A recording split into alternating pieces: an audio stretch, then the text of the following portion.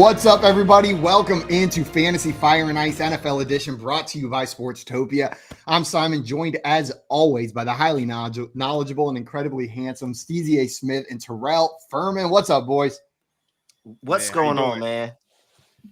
It is another week in the books, another week of crazy football. My pick'em results not much better in week 2 than they were in week 1, but we're getting the hang of it as we head into week 3, baby. We're going to preview some Thursday night football for you today, go over some of our favorite stacks, and then hit some of these game lines that we got going on in a little game of fantasy feud that Steezy and Terrell are going to be going head-to-head in. Before we get into that, I want to remind everybody about the deal we got going on right now. You can check out Fantasy Sports Logic's Contrarian Optimizer for just $1 on a 7-day test drive. As we get into our stacks here, you might hear a little bit more about it.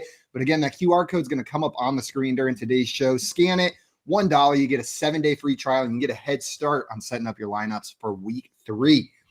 With that being said, before we get into our favorite stacks, I did want to hit on something.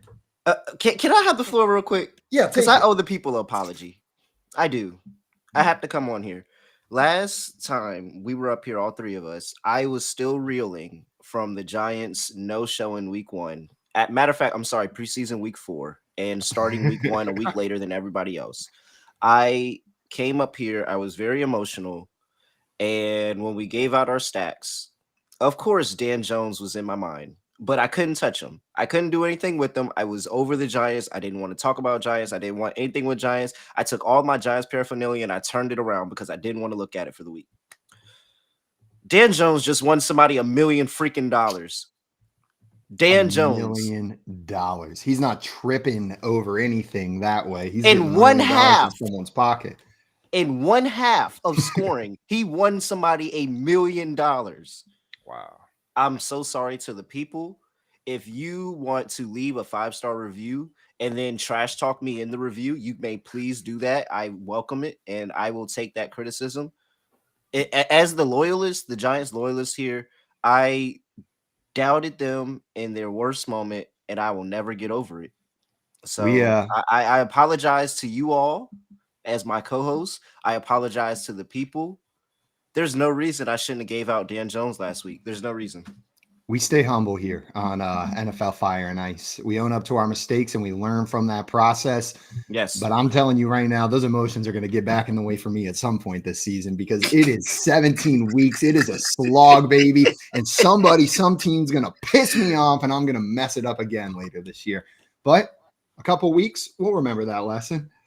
We got 32-bit stopping by in the chat saying my favorite day of the week. And Stuart calling his shot saying 49ers 35, Giants 7. Just trying to provoke you in the chat, I think. Is what's going on, he's definitely doing it on purpose. And what's hilarious is I will be sitting with my Giants plus 10 ticket because Kyle Shanahan is 2-4-1 as a double-digit favorite in league. So, it's perfectly fine. Perfectly fine. They can go ahead and everybody can doubt the Giants this week.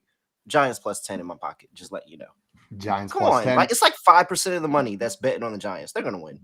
They're not going to win, but they're going to cover. They're going to Giants win. They're going to Giants 2023 season win, which is covering that spread. We're great at covering on the road. Before we get into our favorite stacks, I did want to hit on the hottest piece of NFL news going on right now. Unfortunately, we saw Nick Chubb go down to a season-ending injury. Prayers up for that dude. We're hoping that he's able to come back full strength next season. Not just Browns fans, but NFL fans as a whole are behind that man right now. With that being said, we saw Jerome Ford step up in that game, had the big 69-yard run on that beautiful cutback. But the Browns are rumored to be signing what everybody thought was going to happen, Kareem Hunt, by the end of the day. Mary Kay Cabot reporting that. Steezy, I want to throw this one your way first. What are you making of this Browns backfield? Jerome Ford was the waiver wire darling this week, probably commanding the most fab out of anybody. But now they go and sign Kareem Hunt, who had limited success in that backfield last year, but knows the system. Do you think one of these backs is the clear lead back, or is this going to be a messy committee situation? Nah, I'd have to go with the latter. I've seen a couple people just, and I'm speaking based on some of the leagues that I'm in. I've seen people spend 60 to 70% of their available fab budget for a Jerome Ford. But now after signing a Kareem Hunt, I think they've kind of put some of that money down the drain. I mean, let's say in the next week or two, Jerome Ford is going to be that guy. He's going to get a majority of the snaps. But I think as the season progresses, Kareem Hunt does have the experience playing in that system. Kareem Hunt does have experience playing in that same locker room, playing with some of those same guys. And while he hasn't looked nearly as explosive as he has in years past, that familiarity is still there. And I think that coming out of the backfield, he's probably the preferred pass catching back. And so I say all that to say that Jerome Ford is a guy that you want to start probably this week and possibly next week. But within the next 2 to 3 weeks, as Kareem Hunt gets reacclimated, as he gets his stamina and everything kind of, where it needs to be, this is going to be a pretty messy fantasy situation as the season progresses, especially if Deshaun Watson doesn't start to look like the Houston version of himself. Joe, you got any more optimism for Jerome Ford, or are you viewing this similarly to Steezy? It's so funny that Steezy said that because they clearly didn't watch me on the show yesterday. I mean, come on. The Browns with this running back room. I told you, Nick Chubb is the wife. If the wife comes back, he's going back to her. I don't care how good you think you got it. He's going back to her. Now, she done said, I'm done right now. She done took her stuff. She done moved out the house. She back living with her moms and spending time with family and enjoying everything over there. So now they're trying to find somebody to fill the void. Everybody thought it was next in line, Jerome Ford, but here comes Kareem Hunt, the ex-girlfriend, out of nowhere for the oh man. I can only imagine how people are feeling after spending that much fab on Ford off of one run. He was 15 for 37 without that one run. That 69-yard making him some money, or at least on the fab market. Right. I don't even know what to say. You just spent 70% of your fab on one run. I mean, I wish the best for you. Hopefully your team was stacked everywhere else and you're not going to need to go and try to accumulate any other free agents. And if not, I hope that you can move forward for something now and maybe get something in return for all the fab you spent. But, oh man, I just, the side piece isn't going anywhere. She's staying there. She's in the background. The ex-girlfriend has now stepped into the wife's position. I just don't know what the Cleveland Browns are going to do, and I don't know how fantasy managers are going to attack this, because for me, it sounds like we need to be getting back on the Kareem Hunt train because he's been here. He knows this offense, and while they haven't been committed to him to sign a contract, when he gets in the building, talent is going to win out, and I think he's still talented. I'm maybe a little more optimistic on Jerome Ford, at least in comparison to Kareem Hunt going in here. I do think at the end of the season, Jerome Ford is the back that you would have rather had on your fantasy team. That being said, neither one of these backs is Nick Chubb. And this offense was centered not around the running game, but around the Nick Chubb-led running game. They're not going to be able to just plug Jerome Ford, plug Kareem Hunt into the offense the way they wanted to run it at the beginning of this season. This is going to change. Deshaun Watson's going to have to throw the ball more. The player I'm most excited about, I dropped $21 out of 100 fab in a redraft league on a tight end, David Njoku, because I think David Njoku is going to have to be a hell of a lot more involved with Nick Chubb going down and these short yardage passes from Deshaun Watson that maybe would have been Nick Chubb rushes previously. So I don't think it's wasted fab on Jerome Ford. I do think he leads the backfield, at least in rushing attempts, is probably the more valuable fantasy option. But man, I do not think you're just getting that Nick Chubb role handed down to Jerome Ford. It's a different role. And Kareem Hunt's definitely eaten into some of it, at least for me. So if we look at what Kareem Hunt's done with the Browns when Nick Chubb was out, he has about 5 games to work with, majority in 2020. What's this? 1, 2, 3, 4. Yeah, 5 games to work with, majority in 2020. 20 carries, 72 yards, 13 carries, 40 yards, 18 carries, 76 yards, 14 carries, 66 yards. Wow, he did that twice, actually. 14 carries, 66 yards. That's actually kind of cool. He did that exactly twice. And then, but the touchdowns, they didn't come rushing, actually, believe it or not. So if you do have optimism for Ford, that may be the optimism in the fact that he didn't get the touchdowns via rushing. All his touchdowns were receiving. He had 3 touchdowns in that 5 game span, and all of them were receiving touchdowns. So I think that you're still going to see a little bit of Jerome Ford, maybe at the goal line. Maybe they do trust Ford on the goal line like they did earlier in that game on Monday Night Football. But the passing work, that's going to Kareem Hunt, and I feel very confident about that. All right, well, guys, if you got more Jerome Ford Kareem Hunt questions, throw them in the chat. We're going to get into our favorite stacks of the week right now. Terrell, I'm going to throw it your way first. You want to let us know what your favorite stack of week 2 is? Because you hit pretty big in week 1 with your all Chargers stack. Yes, it was a very good stack there. And so we're going to follow it up. We were very chalk in week 1, and that hurt me to my soul. And the fact that I went chalk came again. It went against me because Dan Jones, again, won somebody $1 million. And very confident that if I had Dan Jones in my lineup, I could have been there. We could have split that $1 million. But you know what? It's all right. Congratulations to you. I'm not hating anything like that. I'm going to get it back, and I'm going to get it back in blood. And I'm going with the optimizer. Make sure you tap into that QR code and get the Fantasy Sports Logic optimizer and a 7-day test drive for $1. Optimizer's favorite quarterback in the blended system, CJ Stroud. Yeah. Oh, man. I am there with CJ Stroud and the Houston Texans, and it's a number of reasons I'm going to say that. One, CJ Stroud actually balled out last week, and he was potentially could have been $1 million quarterback.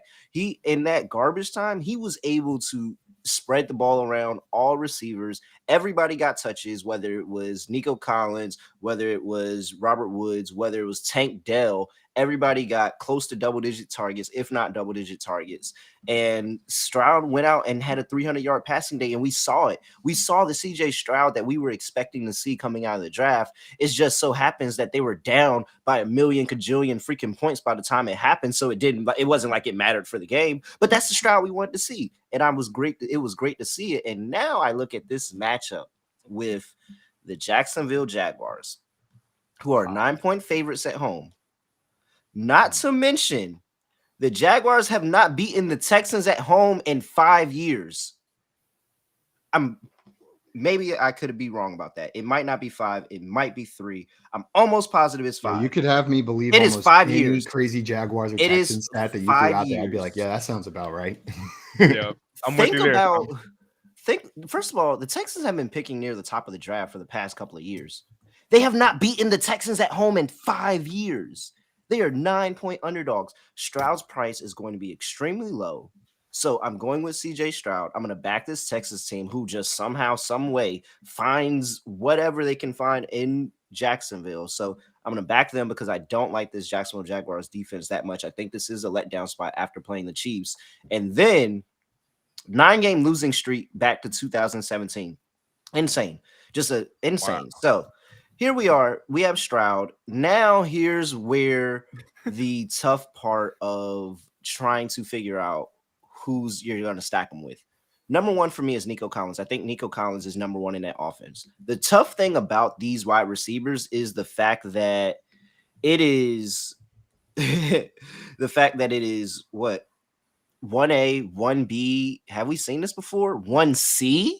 1A, 1B, 1C in the offense. We got 3 almost double-digit target receivers in this offense 2 weeks now. And so now I don't want to stack all 3. I don't believe in 3, stacking 3 wide receivers, 3 people in one team. 4 from one game, that's just too much for me. So I'm going with Nico Collins. He's the clear-cut number 1 for me. And for number 2, I think I'm just going to trust the veteran and Robert Woods here. So I'm going with Robert Woods. That's my stack. CJ Stroud, Robert Woods, and Nico Collins. We're going with the Texans versus the Jaguars. I love talk about Robert Kyrien Woods in there, baby. I love getting Robert Woods in there. Everyone's so hyped on Nico Collins and rookie Tank Dell, but look at Robert Woods with his 10 targets. Like, that dude's doing work in that offense, and if they're going to keep throwing the ball 45 plus times a game on average, man, all 3 of those guys can eat, which is wild. Hal down here saying, how many passes is CJ throwing this year? A million. Yeah. Meant to throw that CJ in there. Well, Steezy, I'm going to throw it to you next. We got that CJ Stroud stat coming from Terrell. I love it. What are you throwing out there for the people this week? Man, talk about a hot take, Terrell. I love that. I didn't see that coming. I'm not going to lie to you. Scorching. Thank you to the optimizer. Shout out to the optimizer. Hey, QR code down there for anybody that wants to tap in. For me, though, I'm going to have to take your stack from last week, Terrell. And if you don't mind, I want to recycle that because we No, all yeah, it's all we all yours. should be recycling.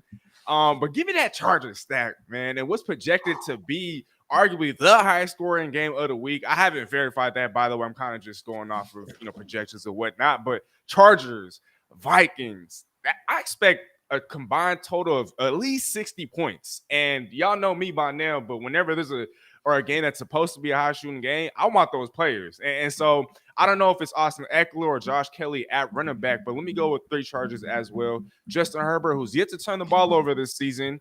Keenan Allen, who's been on an absolute tear, even at his advanced age. I mean, still balling out, still doing his thing. And whether or not it's Austin Eckler or Josh Kelly, I know Josh Kelly had a disappointing week 2. But, I mean, we saw what he did in week 1, and so we know what he's capable of. And then, again, it's a Minnesota Vikings defense that's more aggressive than they are, I'd say, good. Again, there's going to be a lot of points. There's going to be a lot of goal line opportunities. There's going to be fireworks. And so give me Justin Herbert / Austin Eckler / Josh Kelly and Keenan Allen. There we go. We got a triple Charger stack going back to the well. It worked out last week if you played it. I see a question in here from Z Money saying, would you guys start Tua versus the Broncos or Richardson versus the Ravens? And this is a perfect lead in to my stack. I know that Broncos D is a little bit scary, but I'm giving the full confidence in Tua Tagovailoa going into this matchup. They got Pat Surtain on one side, but you know what? They got Tyreek Hill and Jalen Waddle on this Dolphins team. And that's why I'm rolling away from the high-priced, high-ownership Tyreek Hill and onto the only projected ownership 1.1% Jalen Waddle on FanDuel. Wow. And I'm going to say, as the second wide receiver, hopefully seeing a little bit less of Surtain in this game, that he's the dude that eats from Tua, who is just on fire so far this season. So you're definitely spending up for Tua a little bit, but because of that, his projected ownership is a bit lower, hovering around 5% compared to some of these other big-name quarterbacks like a Patrick Mahomes right now. And then you can take the lesser picked of the 2 wide receivers. You don't get the 45-point week 1 Tyreek Hill, but Jalen Waddle is going to have his weeks, and I think against his Broncos defense could be one of them. Oh, no doubt. I mean, he hasn't had the best statistical start to the season, but he's due, and I could see it happening as soon as this week, Simon. Take that discount while you can, because Jalen Waddle's price will go up after that big game, and it's coming, baby. Well, those are our 3 stacks. We got that Dolphins stack going up against the Broncos, going back to the well with some Chargers. And then Terrell with the contrarian optimizer stack of CJ Stroud and doubling up on those Texans wide receivers. I love that you got Robert Woods in there. All right, well, guys, we're going to talk about some week 3 games here and some game lines, some betting odds. But in order to do that, I prepared a little game for you guys to go head to head. We're going to be playing some Fantasy Feud. If you've ever watched the TV show Family Feud, it's going to be similar to that. I'm going to propose a category, like name the top 5 rushing leaders from last week. If you guys want to play, you'll buzz in by saying your own name. Then if you give me an answer that's correct, you'll have up to 3 strikes after that to get the rest of them correct. If you miss any of them, your opponent will have the opportunity to steal after 3 strikes by naming one of the remaining on the list. Whoever's got the most points at the end of our game, we got 4 rounds prepped that we can get through, will be our winner. You guys ready? Yeah, let's do it. Get it. All right, let's get in there. Our first one, remember, say your name if you want to buzz in and play, is name the 4 road teams that are favored this week. Braille. Okay. Braille, what you got? 4 road teams that are favored. Oh, wait, did the line move on that Chargers game? It might have moved. Oh, no, the line. Got it pulled up here, so I will double check to make sure all of my information is I don't want to go. I don't want to go Chargers anymore. Road teams that are favored. Oh, crap. Everybody I'm thinking that's at home. Chargers. I'm just going to go Chargers because I'm pretty sure Chargers are -1. Chargers are currently 1.5 point favorites. Okay. Or 1.5 point dogs. I apologize, which means that is not going to be correct. All of these lines are coming to you from the FanDuel Sportsbook as well. So that is 1 strike for you, Rel. But you got 2 more strikes available. 4 options still sitting on the board. Okay, so let me see here. Patriots, 100% favored. Patriots are favored on the road. Patriots favored by 2.5 against the New York Jets in New York, or should I say New Jersey? Let me see. Carolina's playing Seattle on the road. On the road. They're not favored. The Lions got the pay. Why am I thinking everybody that's at home? The Lions are at home. They're favored. The Packers are at home. They're favored. The Browns play. The Browns play. Who do they? No. Monday Night Football. Eagles. Eagles are definitely favored over the Bucks. Eagles are 100%. Eagles are definitely favored over the Bucks. That is 2 correct. You got 1 strike, 2 left sitting on Okay. here. The Browns. Who are the Browns playing? They just won. I know that the Raiders are favored at home on Monday Night Football. I'm gonna just give it to you, bro. They playing the Titans. The Titans are. Oh yeah, Vrabel as a road dog is good. The Browns are favored at home, so it's not that one. So I have 2. Are the Browns actually favored? Yeah, -3 versus the Titans. I'm Even pretty without sure Nick that's what the Chubb. line Wow. is. Pretty sure that's what the line is. So What's who it gonna am I be, Terrell? forgetting? This is hard. Holy crap. All right. Who did I not say? The Cardinals. Who are the Cardinals? The Cowboys. Cowboys are playing at the Cardinals, right? Stole that one from Steezy. Sounds like he had that one locked and loaded. That is correct. I do. That is 3 right, 1 Oh, strike. crap. You got 1 more opportunity here, Rel. 1 right. left, but 2 strikes to get it. All right. We have who is still left? I was gonna say, if you take too long, I will give you an automatic strike. Yeah. Is that Ravens game in Baltimore? I'm Ravens. Is that in? No, it's in. Where's It's the in Ravens game Baltimore. at? Oh, it is. Okay, so that's an X. Ravens is going to be an X in that one. They are home favorites going up against the Indianapolis Colts. Holy so you got crap. 1 more shot. What game here. is left? Oh crap! What game is left? I don't know. You gonna pass? Give Steezy a shot to steal it, or are you gonna take 1 more shot? I haven't said this team, and I don't know where they're playing or who they're playing, but I'm just gonna. I assume they're favored in whatever situation. Is it the Bills? The Bills are 6.5-point favorites on the road at the Washington Commanders. Terrell, you swept this category with 2 strikes. Oh man, gonna earn you 4 points over Steezy and an early lead. Oh man, I was struggling on that Bills one, man. I could not remember who that last team was. All right, that's good. I was a little bit surprised by that Bills line. Almost a full touchdown favorite on the road at a Commanders team that hasn't looked bad. They look all right, but I guess they're giving some love to this Bills side. What do you guys think about that line? Do you think it's a little weak on the Commanders side, or is this where it should be sitting? Man, I feel like they're not giving the Commanders enough respect. I know Denver isn't the greatest of teams, but putting up 35 on that vaunted defense, and then in week 1, look, we all expected Arizona to be the worst team in football. Obviously, that's not the case. They're a little bit more nitty gritty, than we all expected. And so I'm not going to put too much stock into the Commanders struggling against the Cardinals because they're kind of creeping up on everybody, and we all know how that goes. And so I still expect Buffalo to win. I expect Buffalo to win by more than a field goal, but being favored by damn near a touchdown, I think this could damn near be a trap game for the Bills, especially if they let their guard down, because the Commanders, they can score the football. They got options, and man, Sam Howell's not looking too bad. Well, after that round, Terrell, you got an early lead of 4-0. We'll get that score scrolling across the bottom right here. Terrell 4, Steezy 0, but we got a couple rounds left of this game. Nice job hunting out those road favorites. All right, you guys ready for round 2? Yeah, let's do it. Oh, here's what I want to know. Name the 5 games with a total higher than 45. Ooh.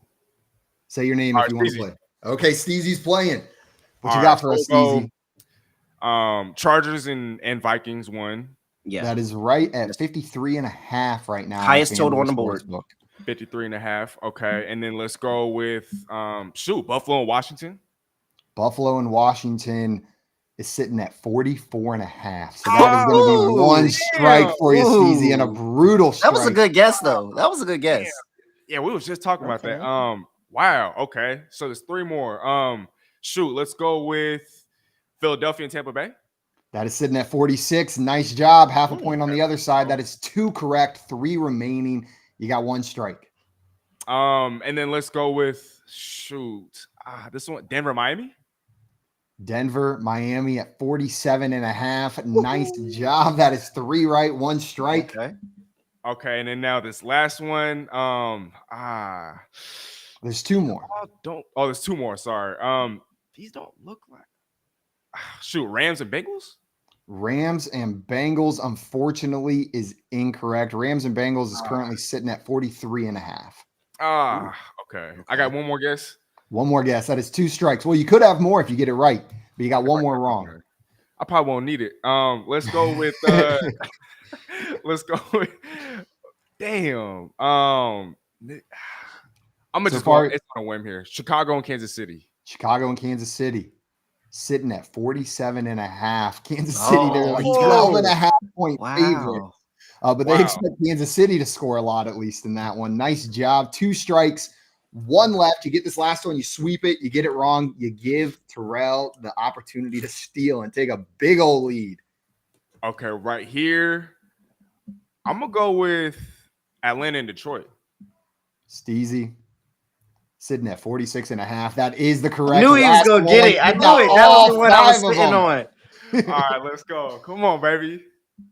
I was a little bit surprised to see that Falcons Lions line up at 46.5 with the rumors around Amon-Ra St. Brown maybe being injured. Steezy, sounds like you're not surprised at all to see it up there. No, I am. I'm surprised I got it right. For real. I misread that noise. I thought you were saying, no, man, it should be sitting up there. Terrell, I'm going to throw this to you. What do you think about that line? It feels high to me with the way we've seen this Falcons offense running. It's a slow-paced team right now. Mm-hmm. Well, I don't think it's high enough, honestly. And I think it could actually go a little bit higher. That was the first game that I was thinking about when we had the challenge. And I was just hoping that Steezy didn't get there. But of course, he took me on a tease the whole way until he finally got to the Falcons-Lions game. But yeah, no, I think that this Lions offense is dynamic, is high-powered, and they have so many options that the tough thing about the defense for the Falcons is that they have a really good corner, and then it's kind of man, like, figuring things out. Jesse Bates, he's good. Like, you're kind of figuring things out everywhere else is in the secondary, but you have AJ Terrell, who's really, really good. And so with the Lions, they have so many options. If Amon-Ra goes out, of course he's going to get the Amon-Ra St. Brown matchup. But you also have Josh Reynolds. You also have Sam Laporta. You also have Marvin Jones Jr. You also have Jahmyr Gibbs, who they're going to start throwing more passes to. Like, they have so many options, and Goff is really good about spreading the ball around. And this Falcons team is going to try to run the ball. They're going to try to run the ball. Will it be effective? I mean, I don't know. I don't think so. I probably would take a Lions team total over better than the full game over, because I think the Falcons could possibly not score much on the road here. But absolutely, I think the Lions got blood in their eyes after that overtime loss in their home opener, and they're going to come out here furious. All right, well, Steezy, you got a lead here of 5-4, but there's 2 more rounds left. Before we get into that, there were some questions sitting here in the chat. We were talking a bit about that Commanders team, and Hal wanted to know about one of the running backs there, Antonio Gibson. He's gotten, 5 rushes so far this season. Brian Robinson seems to be the clear lead back there. Steezy, what are you making of this Commanders running back room? And is Antonio Gibson droppable at this point in fantasy leagues? I'm starting to think so. Once upon a time, Antonio Gibson, I remember, was going in the 2nd, 3rd round of redraft leagues, a couple years ago. And that feels like forever ago. With Gibson, yes, he had 3 catches for 44 yards. And like you said, Simon, he had minimal touches in the actual ground game itself. Now, he could have more usage in the pass game as the season progresses, seeing as how he was a wide receiver coming out of college. But the way that they've been using B-Rob, man, I did not expect this, but he's been used out of the backfield. He's over here catching passes out of the backfield for touchdowns. And he's just been the featured guy. And, earlier we talked about how many points the Commanders offense has been able to put up, through the first couple weeks of the season. And so I think, at this point, Gibson is droppable. If you have a Brian Robinson, shoot, then great for you. I mean, he's been balling. I don't see that stopping anytime soon. Man, my Brian Robinson shares are real happy, but I also have just as many Antonio Gibson teams out there, and it's not looking so hot for those guys. We had a question in here as well, wanting to know if you picked up Kyrien Williams, and maybe you don't believe you're looking to cash in right now, what are some wide receivers you would be targeting in return? So let's look at like a tier of wide receiver we'd be looking at. Terrell, if you're sending off Kyrien Williams, what are you expecting in return in the wide receiver market? Well, I always want a wide receiver 1. Now, am I going to get it? Probably not. But I'm always shooting for the moon, and I'm just going to send it and just see who's crazy. But in realistic expectations, I think a wide receiver 3, somebody that can probably plug in as a flex play, or as a bye week fill-in, or somebody that has upside going into the end of the season rather than now, then that's something that I would be interested in. Like maybe if we just play a little bit of a name game, if you had you hear talk about Amon-Ra St. Brown, there we go, perfect. Amon-Ra St. Brown injured now, and Jameson Williams has a couple more games left in that suspension. Are you trading Kyrien Williams for a Jameson Williams that may be really big for you at wide receiver? I mean, it's a hold on to question. Kyrien Williams in that case, but I think I'm a bit higher on Kyrien Williams than consensus. I think I believe in his.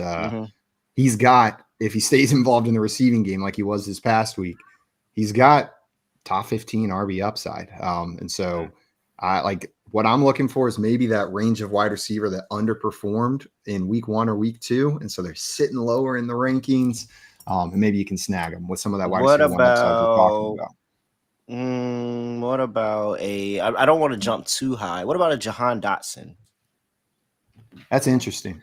I think that's probably team dependent around where I'm drawing that line. Like if you drafted 0 RB and Kyrien Williams is starting in your lineup, I'm probably not making that move. But if Kyrien Williams is a bench piece for you right now, you got, I don't know, Christian McCaffrey and Ramondre Stevenson sitting up there, and you don't need to start Kyrien Williams week in, week out, then I think that's a fair move. What about Nico Collins, your boy down there? I was just about to ask you, any of the 3 Texans wide receivers?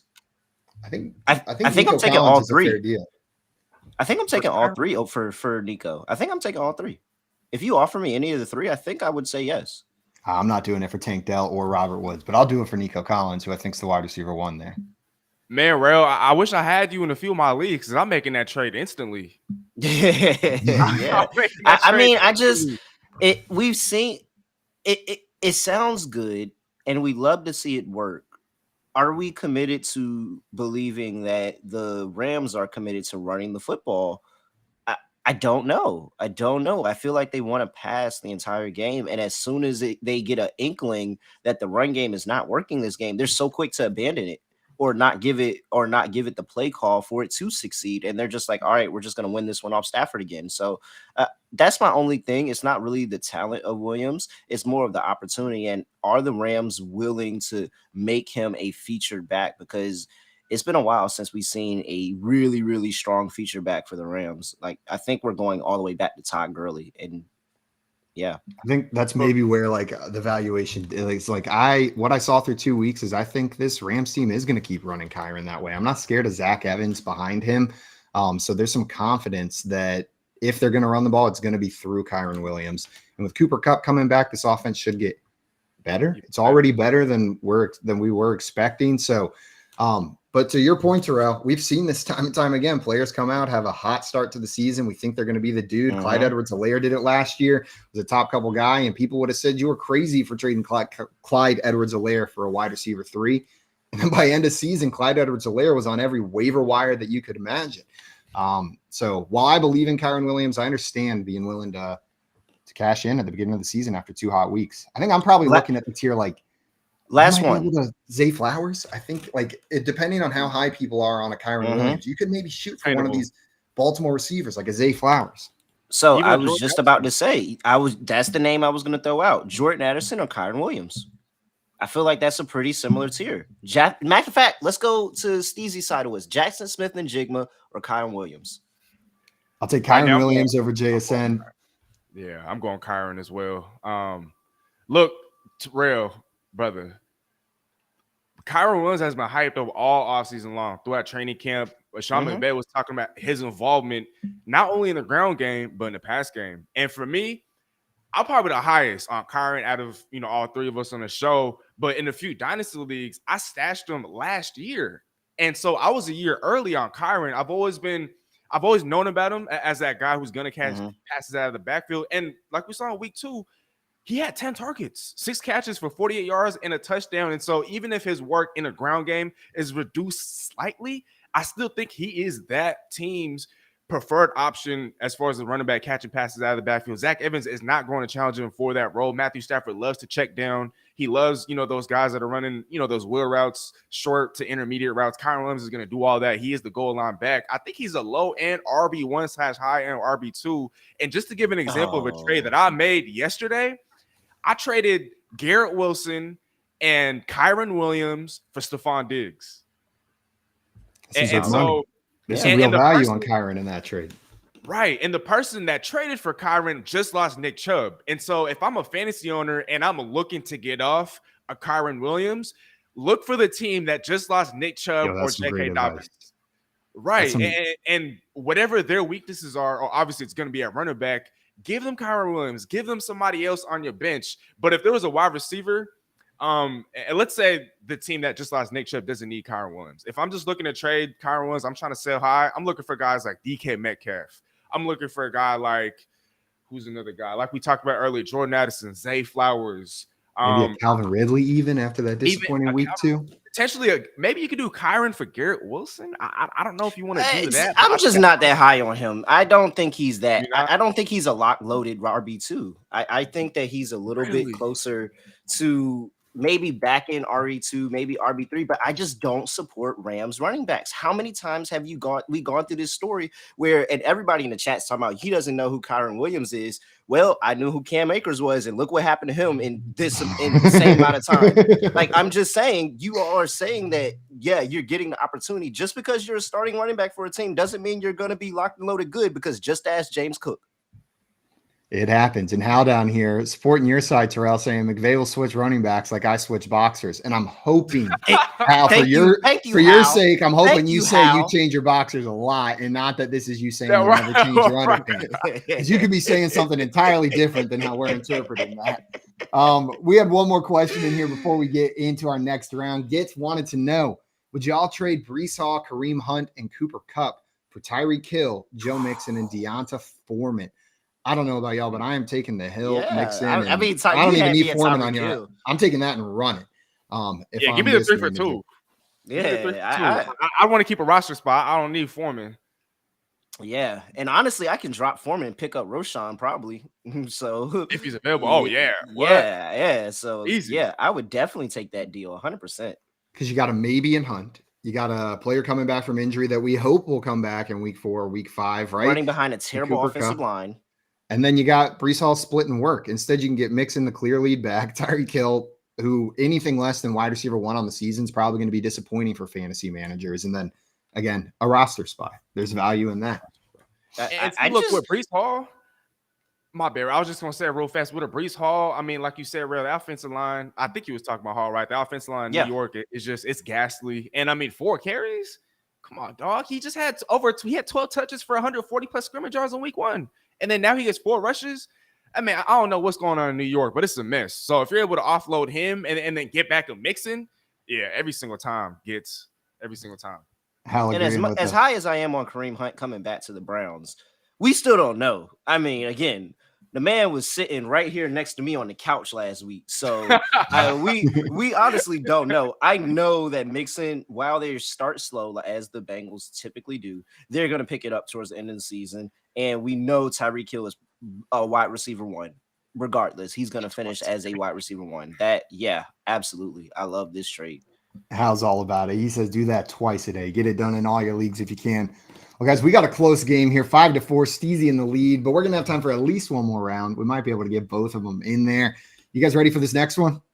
Yeah, let's do it. We got a Thursday Night Football special on this one. A reminder, say your name if you think you want to play. What I need to know is name the 6 players with plus 250 odds or better to be an anytime touchdown scorer in the Giants at 49ers Thursday Night Football game. 6 Rel.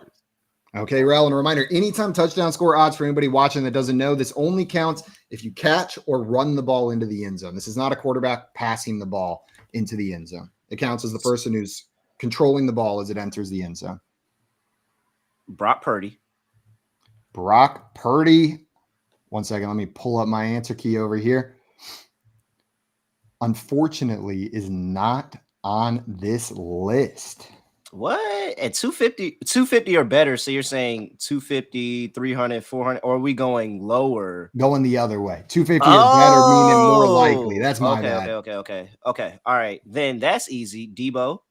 Debo is second on this list at plus 110. That's going to be one strike and one correct so far. So George Kittle, because he kills us, he's like plus 175. I've already bet that. He's sitting at plus 190 on the FanDuel Sportsbook right now. That's going to be correct. You got two right, Rel. What's next? Christian McCaffrey, of course. He's probably like minus something. He is. He's the only one at minus odds, sitting at minus 280 to be an anytime touchdown score. That is nuts, man. I would actually bet him not to score a touchdown at this point. Ayuk is questionable still, maybe. So let's go with Ayuk. Ayuk at plus 110, sitting there tied with Deebo Samuel for second most likely, according to these odds. I've hit all my. All right, so now we get into the Giants because I've hit the four big 49ers. Dan Jones is sitting at plus 250. That is absolutely correct. Right there on that line. The last one on the list. So you got one left. This is easy. Let me get Waller to baller. I know he's under 250. Darren Waller at plus 260 is incorrect. And your second strike by Terrell. Sitting there. He's right outside of that range. I would have gone Waller too. Oh, I might have one. There's one left. You got two strikes. If you get this, you get all 6 points. If you miss it, Steezy gets the opportunity to steal them.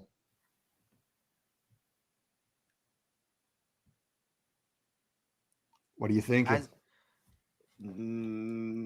It can't be a 49er. There's no other 49er that should be that low of a price. Like, that's ridiculous if they disrespect us like that. There's no other 49er in that office that should be that low of a price. You never know. Breida? Matt Breida. Saquon's already ruled out, so it can't be Saquon. I'm going with Breida. Maybe they went the running back. Sitting at plus 200. It is Matt Breida. Nice job. Pulled it out at the last second to get those 6 points, Terrell. And this Giants backfield's a little bit of a mess right now. We talked about it yesterday, but the sports books like Breida, it looks like, to be maybe the lead ball carrier there. Steezy, I'm going to throw this your way. Are you expecting Breida to carry the rock the most this coming Thursday night? For this coming Thursday, yeah. I mean, he does have the familiarity in that system. He knows Brian Daboll, and I just think with some of the guys behind him in Eric Gray, the rookie 5th-round running back, and I think you also have a Gary Barnwell. Those guys are young. Those guys aren't nearly as experienced. They're not veterans. If the Giants find themselves getting blown out, then yeah, maybe they get some run, they get some opportunity, and if they're able to show off some skills and just some good things on the field, maybe they get some more run moving forward. But for as long as Saquon is out, and at least as far as this Thursday, Matt Breida is going to be the guy. But as far as efficiency or if he's even going to score, I don't know about that. Like in season long, I don't know if I even want to start him at my flex unless I'm absolutely desperate. Terrell, I was with you with that shock around Darren Waller's line not being better than Daniel Jones, not being better than Matt Breida. Are you jumping on him at plus 260 for anytime touchdown score? Jumping on 60. This is his favorite target, and he is absolutely down more, and I have the door for him for more fancy opportunities around. I think that instead of running Breida on the goal line, it's probably going to be Dan Jones himself. And I know somebody said it earlier in the chat, but Dan Jones 75 plus rushing yards at 7-1. I think that's a real bet for a 7-1. That's effectively best running back on the team now. And so I just don't think the opportunity is going to be there for Breida like it is there for Darren Waller. Yeah, we had Better Boss in the chat earlier here. Our friend Matt coming in saying Daniel Jones over 75 rushing yards plus 700. He's liking that one. It sounds like Rel's agreeing with him there. It's not bad odds to get 75 rushing yards from Mr. $1 Million Maker Daniel Jones. All right, Terrell, you got a nice little lead right here, 10-5, but it is all going to come down to this last one. There are 7 points available, Steezy, so you are still within reach of winning this game. You guys ready? Come on. Let's do it. Yeah. We're looking towards the future a little bit with this one. And what I want to know is name the 7 players with plus 1,200 odds or better to win AP NFL regular season MVP, according to the FanDuel Sportsbook. Steezy. Oh, Steezy's jumping in, trying to play it for the W.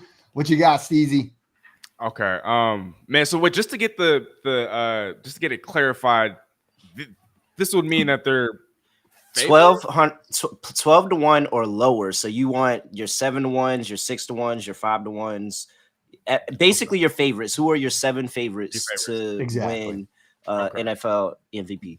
MVP. Okay, I just wanted to clarify, but I mean, I got to go Patrick Mahomes, right?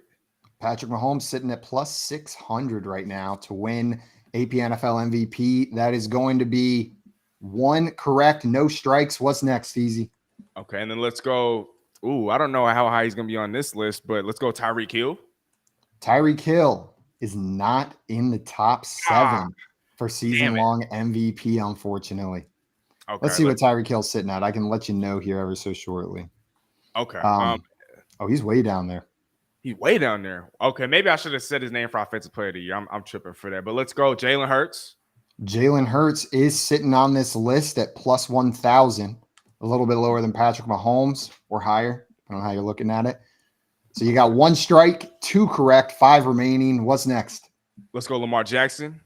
Lamar Jackson sitting at plus 1,200 right there on that line. Going to be another 1 correct. That's 3 right, 1 strike. Let's go Josh Allen. Josh Allen at plus 1,000, tied there with Jalen Hurts for the 3rd best odds. That's 4 right, 1 strike. Let's go Trevor Lawrence. Trevor Lawrence sitting at plus 1,200, tied there with Lamar Jackson. 4 MVP odds. And this one's not a quarterback, but I'm gonna go Christian McCaffrey. Christian McCaffrey is unfortunately not on this list. Okay, if Tyree, all right, no skill players aren't getting no love. All right, okay, so be it then. Let's go Joe Burrow. Joe Burrow is on this list at plus 1,200 right now. Even now. You are sniffing out. No way Burrow is still that high. He's still that high. Okay. See, that's he had an 82 yard for. Okay. There's no MVP that had 82 yards that. Show me an MVP that had 82 yards in a game. Just easy. It comes down to this. If you get this last one right, you are going to win this game, pull ahead by a score of 12-10. If you miss it, you got 2 strikes. Terrell's going to have an opportunity to steal, in which if he gets it, he will be the winner. Who's the last name on this list? So this quarterback, it's down to these 2 quarterbacks, and they actually played against each other in week 1, and the Dolphins came away with a 2-point victory. Give me Tua Tagovailoa.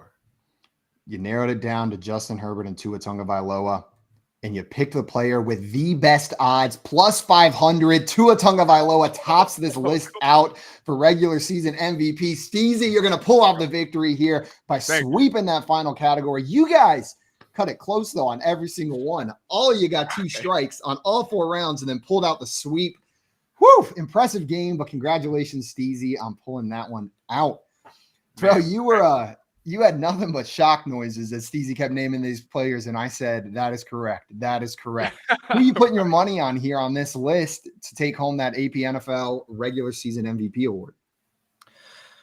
I mean, it's hard not to look Tua's way right now. And I think the only thing that really can stop Tua is if he gets injured again. I mean, they're giving him every opportunity to win MVP by allowing him to throw the ball however he wishes down the field. And with the weapons that he has, the only thing that could go against them is if they don't win or at least close to the top of the AFC. That is the only thing that could possibly go against them. But with the slow start that Patrick Mahomes and the Chiefs offense has had, with the slow start that the Ravens have had, the slow start that the Bills have had, that Tua is deservedly the favorite right now. I think that he's worth a sprinkle, but I would not sleep on those other 3 quarterbacks because just because they started the season slow doesn't mean they can't pick it up from here on out. No, you can't.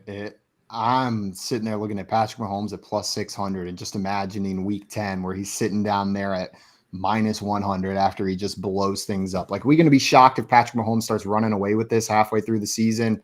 No, I love Tua, but that's where my mind goes when I look at this list. I got that number pulled up for you, Steezy. Tyreek Hill at plus 5,000, Christian McCaffrey at plus 7,500. So you were right there. They don't. It's quarterbacks, man. It's quarterbacks. Yeah, I mean, I guess they'd have to have like a offensive player of the year.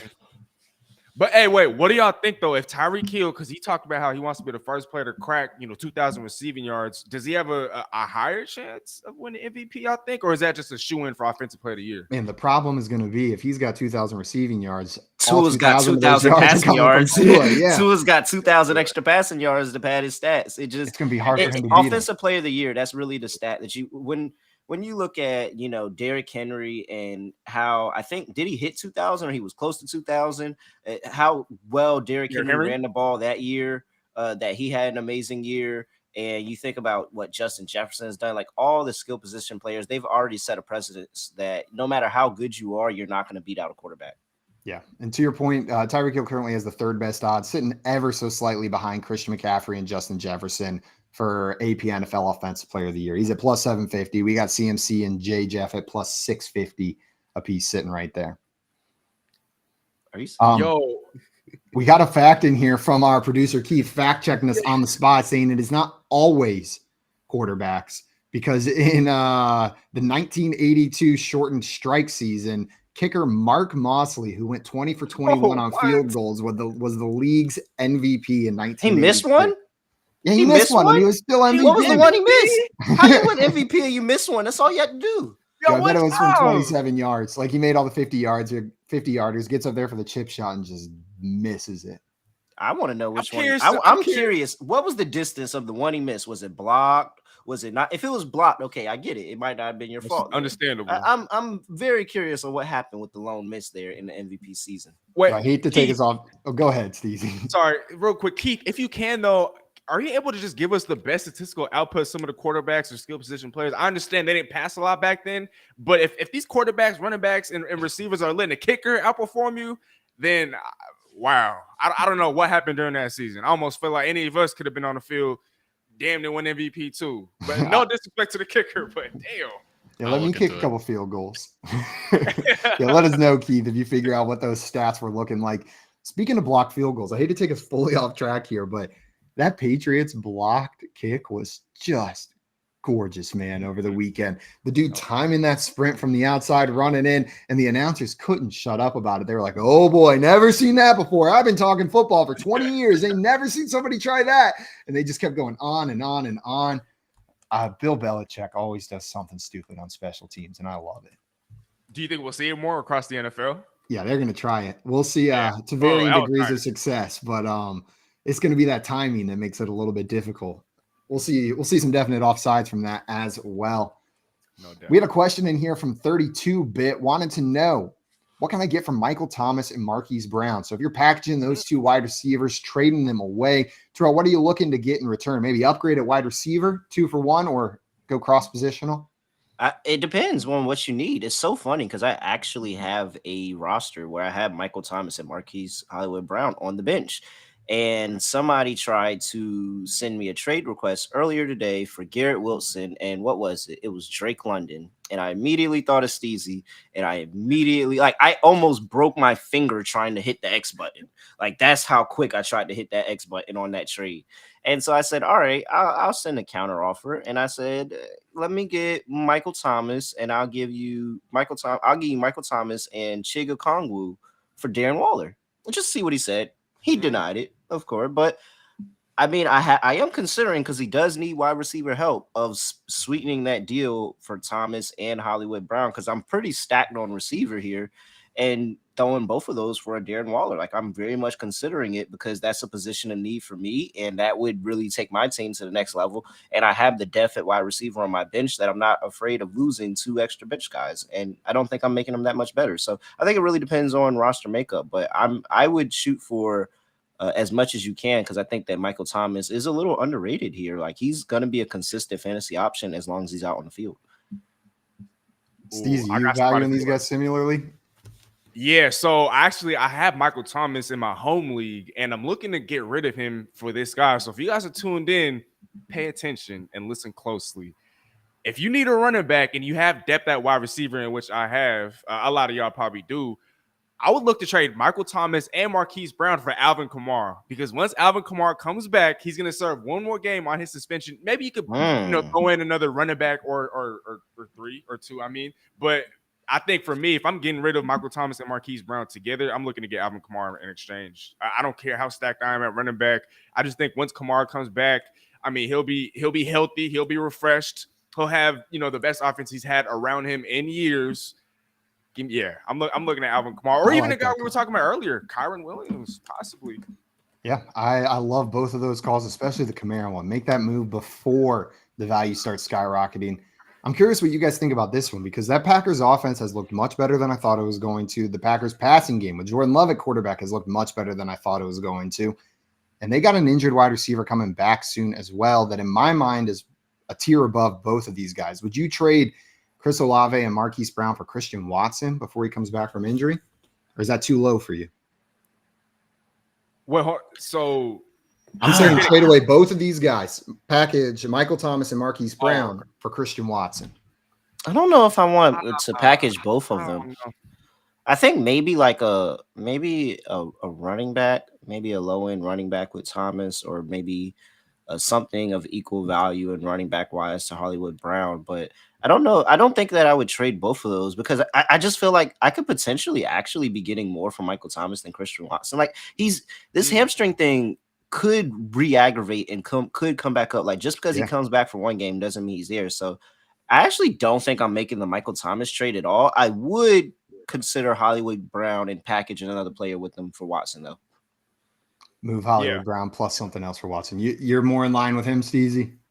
Yeah, because I think right now, even straight up, I wouldn't even do MT for Christian Watson, just because now we're seeing Jaden Reed getting involved. We've seen Romeo Doubs involved. Once Aaron Jones comes back, he's going to be involved in the pass game. And so I still think there's room for Christian Watson to eat. But like Rel was saying, I mean, hamstring injuries do linger. He does rely on his speed to get down the field. And so until I really see him, I can't do MT for even Christian Watson straight up. I could probably do Hollywood Brown for Watson straight up if they're willing to take that. But if I got to add another piece to Hollywood Brown, then I'll do Hollywood Brown, a smaller piece for Watson. That's what I'll do. That's fair. That makes sense. Maybe I'm a little high on Watson. If you're in any leagues with me and you got Christian Watson, maybe send me some trade offers. Before we go, we got the hot stats from that 1982 season. The best quarterback that year was Dan Fouts, throwing for 2,883 passing yards, 17 touchdowns, and 11 interceptions. And Keith coming in giving us some more stats about the kicking. The kicking percentage average that year was in like the 70s, 70 percentile range, and he hit 95%, long from 48, missed one just under 49. So it was the longest attempt of the season that he missed as well. So you know what? Shout out Mark Mosley, 1982 NFL MVP. You earned it. And Dan Fouts, step your 1982 game up, because that was yours to lose, baby. All right, well, guys, that is going to be it for us today. We'll be back next week, so make sure you're tuned in and subscribe to Sportstopia HQ on YouTube. Check them out on Instagram and on X as well. We'll be back next week, like I said. I'm Simon, joined by Steezy and Terrell. Until then, though, we are out of here. Enjoy the rest of your week. Enjoy Thursday Night Football, and we'll see you in week 4. Peace.